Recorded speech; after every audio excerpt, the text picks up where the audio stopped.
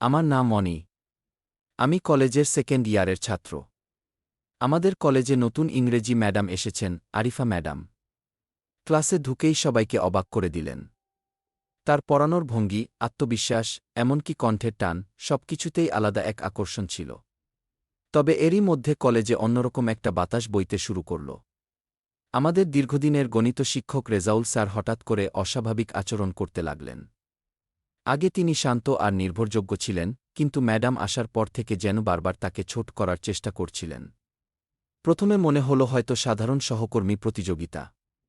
কিন্তু দিন যত গড়াল, বিষয়টা ততই রহস্যময় হতে লাগল। একদিন ক্লাসে হঠাৎ রেজাউল স্যার বললেন, তোমাদের নতুন ইংরেজি ম্যাডাম খুব ভালো পড়ান, তাই না? কিন্তু মনে রেখো, পড়াশোনার ক্ষেত্রে কেবল স্টাইল দিয়ে কিছু হয় না।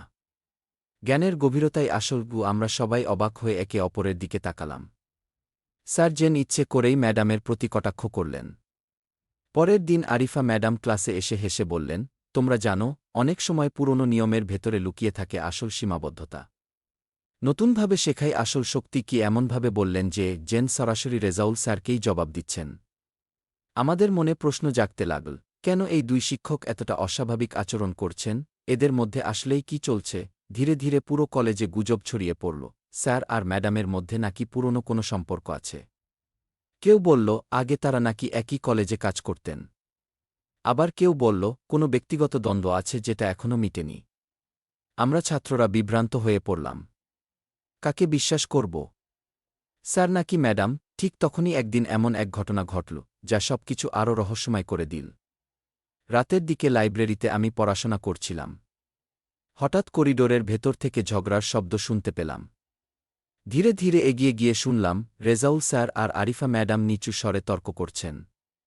স্যার বলছিলেন, তুমি যদি সবকিছু ফাঁস করে দাও, তবে আমার ক্যারিয়ার শেষ হয়ে যাবে। কি ম্যাডাম উত্তর দিলেন, সত্যিটা একদিন না একদিন বের হবেই। তুমি যত লুকানোর চেষ্টা করো, আমি চুপ করে থাকব না। আমার বুক ধরফর করতে লাগল। কোনো সত্য? কেন স্যার এত ভয় পাচ্ছেন? আমি ঠিক করলাম, এই রহস্যের শেষ না দেখে আমি শান্ত হব না। কলেজের ভেতরে যেন ধীরে ধীরে অদ্ভুত এক বাতাস বইতে লাগল। রেজাউল স্যার আর আরিফা ম্যাডামের ঝগড়া সবাই দেখছে, শুনছে, কিন্তু কেউ স্পষ্ট কিছু জানে না। আর মানুষ যখন জানে না, তখনই গুজব শুরু হয়। ক্যান্টিনে গিয়ে দেখি কয়েকজন সিনিয়র আলোচনা করছে। একজন বলল, জানো, এই ম্যাডাম নাকি রেজাউল স্যারের পুরনো ছাত্রী ছিল। তখন নাকি দুজনের মধ্যে অনেক ঘনিষ্ঠতা ছিল। কিন্তু পরে বিচ্ছেদ হয়। কি অন্যজন সঙ্গে সঙ্গে উত্তর দিল, না রে, আমি শুনেছি, আগের কলেজে নাকি বর্ষর কোনো অর্থনৈতিক কেলেঙ্কারিতে নাম জড়িয়েছিল। স্যার বেঁচে গেলেও আসল প্রমাণ ম্যাডামের কাছে আছে। কি আমি বসে শুনছিলাম, মাথা আরও ঘুরে গেল। একেকজন একেক কথা বলছে। কিন্তু আসল সত্যিটা কি? আরও আশ্চর্যের ব্যাপার হল, ক্লাসে ছাত্রদের মাঝেও বিভাজন শুরু হল। কেউ বলছে ম্যাডাম ঠিক, কারণ তার আত্মবিশ্বাস স্পষ্ট। আবার কেউ বলছে স্যার সাত, এত বছর ধরে তিনি এই কলেজে পড়াচ্ছেন, তার ভুল হওয়ার প্রশ্নই আসে না। এমন অবস্থায় আমিও দ্বিধায় পড়ে গেলাম। কিন্তু আমার কৌতূহল যেন দিনে দিনে বেড়েই চলল। হঠাৎ বদলে যাওয়া রেজাউল স্যার আগের মতো পড়াতে পারছিলেন না। তিনি বারবার ক্লাসে খেই হারাচ্ছেন, খাতা চেক করতে গিয়ে ভুল করছেন। তার চোখে একটা আতঙ্কের ছায়া সবসময় ভেসে বেড়াচ্ছিল। অন্যদিকে আরিফা ম্যাডাম যেন আরও আত্মবিশ্বাসী হয়ে উঠলেন। তার লেকচারে নতুন নতুন উদাহরণ, আধুনিক চিন্তা, ছাত্রছাত্রীরা তাকে দ্রুত পছন্দ করে ফেল। একদিন দেখলাম ম্যাডাম লাইব্রেরিতে গোপনে কারো সঙ্গে ফোনে কথা বলছেন। তার গলায় উদ্বেগের টান, হ্যাঁ, আমি প্রমাণটা শিগগিরই জমা দেব। আর চুপ করে থাকলে ওরা আরও ক্ষতি করবে। আমাকে এখনই সাহসী হতে হবে। এই কথাগুলো শুনে আমার বুক ধরফর করতে লাগল। প্রমাণ মানে কোনো প্রমাণ? কার বিরুদ্ধে? প্রথম চমক কয়েকদিন পরেই কলেজে একটা অদ্ভুত ঘটনা ঘটল। বোর্ডে যেটা সবার সামনে টাঙানো হয়, সেখানে রাতে কে যেন এক রহস্যময় নোট ঝুলিয়ে দিল। নোটে লেখা, সত্য শিগগির প্রকাশ হবে। যারা ভণ্ডামি করছে তারা মুখোশ খুলতে বাধ্য হবে। কি নিচে কোনো নাম নেই, শুধু একটা চিহ্ন, একটা ভাঙা কলমের ছবি আঁকা। পরদিন সকালেই নোট নিয়ে তোলপাড় শুরু হয়ে গেল। স্যার খুবই অস্থির হয়ে পড়লেন। তিনি জোর গলায় বললেন, এটা শুধু আমার বিরুদ্ধে ষড়যন্ত্র। ম্যাডাম ঠান্ডা মাথায় বললেন, সত্যি যদি আপনার বিরুদ্ধে কিছু না থাকে, তাহলে এত অস্থির হচ্ছেন কেন? পুরো কলেজ স্তব্ধ হয়ে গেল। যেন সবাই ভাবছিল, আসলেই তাহলে কিছু একটা আছে। দ্বন্দ্বের ছায়া। সেদিন রাতে আমি ঠিক করলাম, আর দেরি নয়। এই রহস্য ভেদ করার চেষ্টা আমাকেই করতে হবে। কারণ প্রতিদিন ছাত্রদের মনে বিভ্রান্তি বাড়ছে। লাইব্রেরির পাশে পুরনো স্টাফ রুমটা রাতের বেলায় প্রায় ফাঁকা থাকে। আমি চুপি চুপি সেখানে গেলাম। ভেতরে পুরনো ফাইল আর কিছু ডাস্টবিনে ফেলা কাগজ পড়েছিল। একটু খুঁজতেই পেলাম কয়েকটা ছেঁড়া কাগজ। জোড়া লাগাতেই চোখ কপালে উঠে গেল। সেখানে লেখা ফান্ড মিসইউজ রিপোর্ট। রেজাউল ইসলাম, গণিত বিভাগ। গিয়ে আমার হাত কাঁপতে লাগল। এটা কি সত্যি? স্যার কি আসলেই কোনো অর্থনৈতিক কেলেঙ্কারিতে জড়িত ছিলেন, নাকি এটা কেবল ফাঁদ?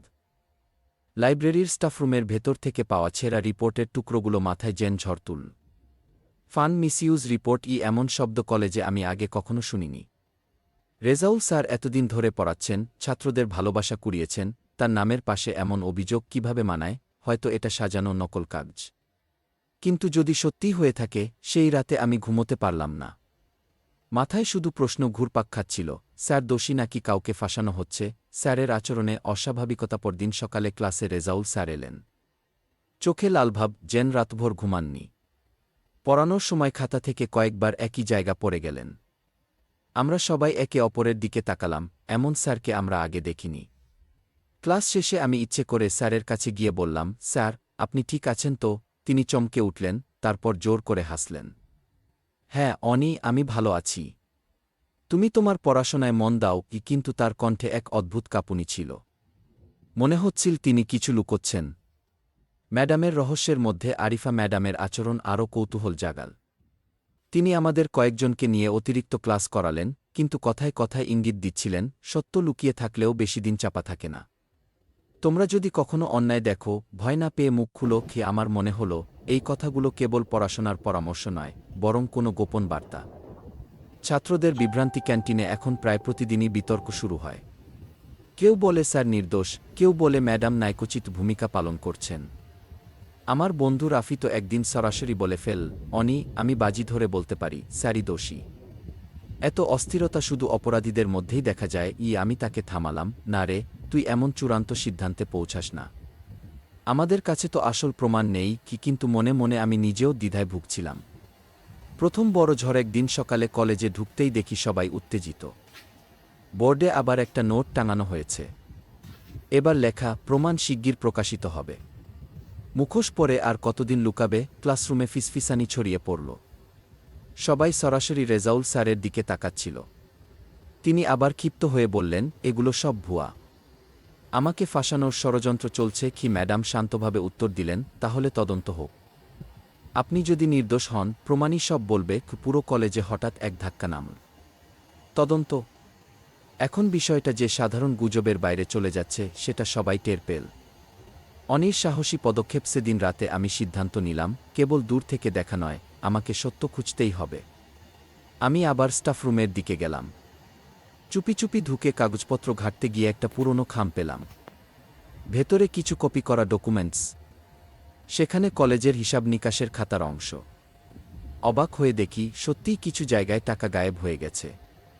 কিন্তু সবচেয়ে আশ্চর্যের বিষয়, ডকুমেন্টে স্যারের সেইয়ের মতো একটা সিগনেচার আছে, যা খুব অদ্ভুতভাবে কাঁপা কাঁপা। আমার মনে হলো এটা নকল হতে পারে। কেউ ইচ্ছে করেই স্যারের সেই জাল করেছে। ঠিক তখনই পেছনে হালকা শব্দ হলো। ঘুরে দেখি, দরজার কাছে দাঁড়িয়ে আছেন আরিফা ম্যাডাম। তিনি আমাকে দেখে মৃদু হেসে বললেন, অনি, আমি জানতাম তুমি একদিন সাহসী হয়ে এগিয়ে আসবে। কিন্তু সাবধান, এই সত্য যতটা সহজ মনে হচ্ছে, আসলে তার চেয়ে অনেক বেশি জটিল। আমার বুক ধরফর করতে লাগল। ম্যাডাম আসলে কি জানেন? স্যারের বিরুদ্ধে সত্যিই কি ষড়যন্ত্র হচ্ছে? আরিফা ম্যাডামের কথাটা আমার বুক কাঁপিয়ে দিল। এই সত্য যতটা সহজ মনে হচ্ছে, আসলে তার চেয়ে অনেক বেশি জটিল। মানে কি? তাহলে কি স্যার নির্দোষ, আর কেউ ইচ্ছে করে তাকে ফাঁসাচ্ছে? নাকি উল্টো, ম্যাডাম নিজেই কোনো খেলা খেলছেন? আমি উত্তর খুঁজে পাইনি। তবে এক জিনিস স্পষ্ট বুঝলাম, এখন আর পিছু হটার সুযোগ নেই। গোপন সাক্ষাৎ। পরদিন দুপুরে ম্যাডাম আমাকে ডেকে নিলেন। স্টাফরুমে না গিয়ে সরাসরি লাইব্রেরির কোণের একটা ঘরে বসালেন। তিনি ধীরে ধীরে বললেন, অনি, আমি জানি তুমি কৌতূহলী। তুমি যদি সাহস দেখাও, তাহলে সত্যিটা জানতে পারবে। তবে সাবধান, এখানে বর্ষর লোকজন জড়িত। আমি জিজ্ঞেস করলাম, স্যার কি আসলেই দোষী? ম্যাডাম কিছুক্ষণ চুপ করে থাকলেন।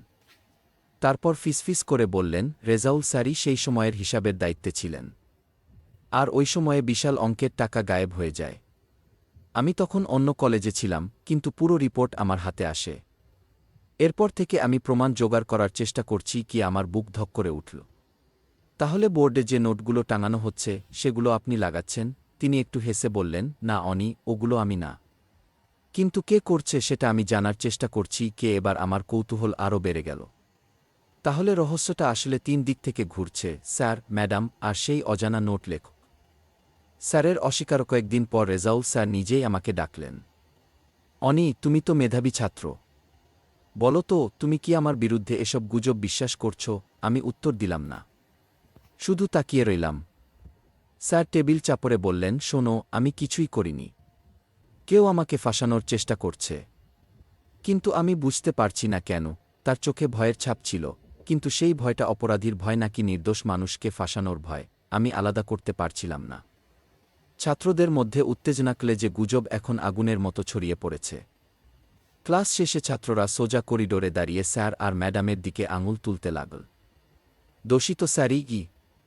না না, ম্যাডাম নাটক করছেন কি? দুজনেই কিছু না কিছু লুকোচ্ছে কি? আমরা ছাত্ররা পড়াশোনার বদলে এখন এই রহস্য নিয়েই ব্যস্ত হয়ে পড়লাম। নতুন চিঠি। একদিন সকালে আবার বোর্ডে নোট টাঙানো হলো। এবার শুধু লেখা, প্রমাণ হাতে আছে। শিগগির প্রকাশ হবে, কিন্তু এবার নোটের নিচে একটা নামও লেখা, সত্যের সাক্ষী গ। এই নাম দেখে স্যার প্রায় ভেঙে পড়লেন। তিনি চিৎকার করে বললেন, এটা মিথ্যে। আমি কিছু করিনি। ম্যাডাম শান্ত গলায় বললেন, স্যার, যদি সত্যিই নির্দোষ হন তাহলে তদন্তকে ভয় পাওয়ার কিছু নেই। রহস্যের মোড়। সেদিন রাতে আমি চুপি চুপি কলেজ অফিসে ঢুকে পড়লাম। কাগজপত্র ঘাঁটতে গিয়ে দেখি একটি পুরনো ডায়েরি। ডায়েরির প্রথম পাতায় স্যারের হাতের লেখা, সব সত্য একদিন বের হবে। আমি চুপ আছি, শুধু নিজের নয়, আরও একজনকে বাঁচানোর জন্য। কি আমার মাথা ঘুরে গেল। তাহলে স্যার আসলে কাউকে রক্ষা করছেন? কাকে? আর সেই আসল অপরাধীকে? ডায়েরির শেষ পাতায় লেখা একটা লাইন আমাকে কাঁপিয়ে দিল, যদি আরিফা সত্যি প্রকাশ করে তবে আমার ত্যাগ ব্যর্থ হবে। স্যারের ডায়েরির সেই লাইনটা আমার মাথায় বাজতে লাগল। আমি চুপ আছি শুধু নিজের নয়, আরও একজনকে বাঁচানোর জন্য। কাকে বাঁচাতে চাইছেন স্যার? ম্যাডামকে? নাকি কলেজের অন্য কাউকে? আমি ঠিক করলাম, এখন আর কেবল দর্শকের মতো দাঁড়িয়ে থাকব না। আমাকে নিজের চোখে সত্য খুঁজে বের করতে হবে। ক্লু খোঁজা। পর দিন লাইব্রেরির পেছনের ঘরে গিয়ে আমি ডায়েরিটা আরও ভালোভাবে পড়লাম। সেখানে কয়েকটা তারিখ লেখা ছিল, যেদিন টাকা গায়েব হয়েছিল। কৌতূহল থেকে আমি হিসাব অফিসে পুরনো খাতাগুলো বের করতে গেলাম। ঘণ্টার পর ঘণ্টা ধরে খুঁজতে খুঁজতে হঠাৎ দেখি কিছু এন্ট্রির পাশে অদ্ভুত একটা সাইন। দেখতে স্যারের শিয়ের মতো হলেও কোথাও যেন অস্বাভাবিকতা আছে। আমার মাথায় ঝলক দিয়ে উঠল, এটা হয়তো জালসই। কেউ ইচ্ছে করে স্যারের নামে টাকা তুলেছে। সন্দেহের তালিকা। আমি এখন সন্দেহ করতে শুরু করলাম। ১. হিসাবরক্ষক রহমান স্যার, যিনি তখন টাকার লেনদেনে জড়িত ছিলেন। ২. কলেজের পুরনো প্রিন্সিপাল, যিনি হঠাৎ অবসরে চলে গেছেন। ৩. এমনকি নতুন আসা আরিফা ম্যাডামও, কারণ তিনি যেন অনেক কিছু আগেই জানতেন। এতগুলো সম্ভাবনা দেখে মাথা আরও ঘুরে গেল। গোপন সাক্ষাৎকার। আমি প্রথমে রহমান স্যারের সঙ্গে কথা বলার চেষ্টা করলাম। তিনি বললেন, দেখো অনি, আমি সেই সময় শুধু খাতাখানার কাজ করতাম। আসল দায়িত্ব ছিল রেজাউল স্যারের। আর তুমি যদি আমাকে সন্দেহ করো তবে বলি, আমার হাতে এমন প্রমাণ আছে যা একদিন সত্যকে উল্টে দেবে। কি? তার চোখে অদ্ভুত এক ঝিলিক দেখলাম। তাহলে তিনিই কি সত্যের সাক্ষী? নতুন মোড়েরই মধ্যে কলেজে আবারও নোট টাঙানো হলো। প্রমাণ জমা দেওয়া হবে আগামী সপ্তাহে। মুখোশ খুলে যাবে কি? পুরো ক্যাম্পাসে আগুন লেগে গেল। ছাত্ররা ফিসফিস করতে লাগল, শিক্ষকরা নিজেদের মধ্যেই দ্বন্দ্বে জড়িয়ে পড়লেন। রেজাউল স্যার প্রায় ভেঙে পড়লেন। তিনি একদিন ক্লাসে দাঁড়িয়ে বললেন, তোমরা যদি আমাকে বিশ্বাস করো তবে জানো আমি নির্দোষ।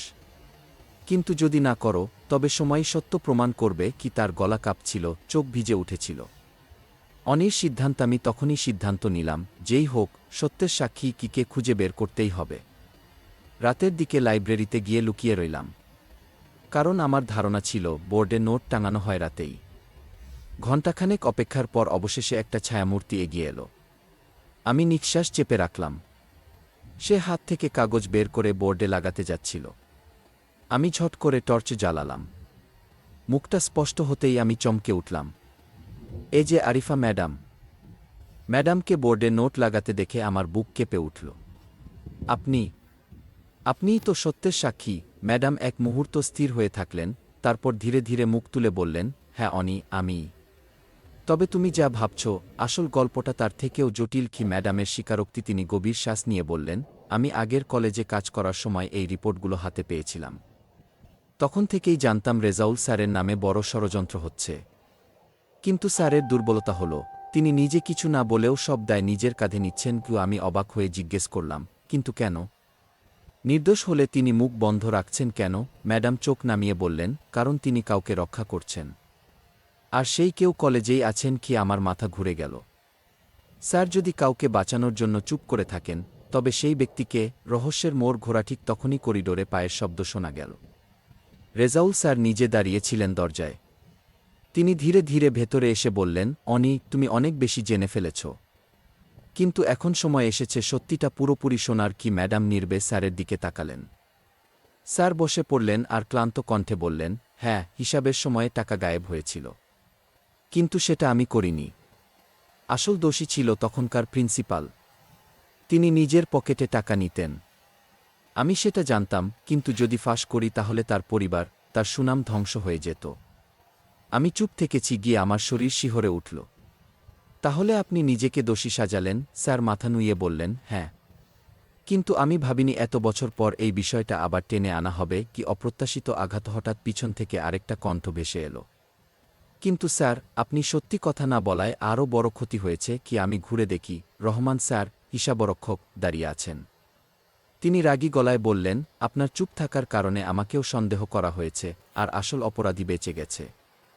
আমিই সেই সত্যের সাক্ষী, আমিই প্রমাণ জমা দেব। কি ম্যাডাম থমকে গেলেন। আমি বিস্ময়ে স্তব্ধ হয়ে গেলাম। তাহলে আসলে নোট লাগাচ্ছিল রহমান স্যার? কিন্তু আমি তো নিজ চোখে ম্যাডামকে দেখেছিলাম। বই তো সত্য। ম্যাডাম ধীরে ধীরে বললেন, না রহমান স্যার, আমিও নোট লাগিয়েছি। আমি জানতাম আপনার মতো আরেকজন চেষ্টা করছে। তাই আমি একইভাবে বার্তা দিচ্ছিলাম, যাতে মানুষ জেগে ওঠে। কি আমি স্তব্ধ হয়ে গেলাম। দুজনেই সত্যের সাক্ষী ছিল। ক্লাইম্যাক্সের মুহূর্ত তখনই রহমান স্যার একটা ফাইল বের করলেন। এখানে আসল হিসাবের কাগজপত্র আছে। এগুলো প্রমাণ করে আগের প্রিন্সিপালই টাকা আত্মসাৎ করেছিলেন। রেজাউল স্যার নির্দোষ। খেয়ে স্যারের চোখ ভিজে উঠল। তিনি কাপা কণ্ঠে বললেন, কিন্তু এতদিন পর এগুলো প্রকাশ করলে কি লাভ? ম্যাডাম উত্তর দিলেন, লাভ আছে স্যার। সত্য যত দেরিতেই প্রকাশ হোক, তা মানুষকে মুক্তি দেয়। কি আমি নিঃশ্বাস বন্ধ করে দাঁড়িয়ে রইলাম। মনে হচ্ছিল কলেজের দেয়াল পর্যন্ত সব শুনছে। রহমান স্যার টেবিলে ফাইলটা রাখলেন। এই প্রমাণ সবকিছু পরিষ্কার করে দেবে।